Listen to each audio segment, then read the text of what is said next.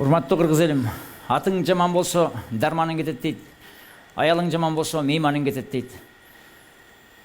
Балаң жаман болсо чогулткан оокатың кетет дейт. Саясатчыларың начар болсо элиң кетет, жериң кетет, чегераң кетет дейт. Жаман эл болбойт. Туура эмес саясий багатка үгүттөгөн саясий ишмерлер болот. Жаман балдар болбойт. Туура эмес тарбиялган ата-энеси болот. Ушул саясий туура эмес иштер менен 1 миллион элдин чет өлкөгө көрө катышын тентип, ушул азапка салган саясатчылардын атынан кечирим сурайм. Бүгүнкү кара курсак үчүн адашып аткан кыргыз элимди Кудай кечирсин. Бардыгыбыз биргелешип, ошол сөөгө келип аткан, кыйналып аткан адамдардын тагдырын жөнөкөй бир күнүмдүк оокат үчүн алдатпай, эрк кайрат көрсөтүп, кыргыз элинин эртеңки келечегин биргелешип сактап калалы.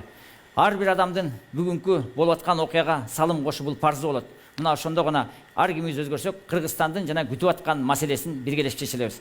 Силер менен МЕКЕН ынтымагы партиясы силерден өтүнөм, 10 жыл болду, 10-чу тизмеге жооп бергиле. Колдоп коелу.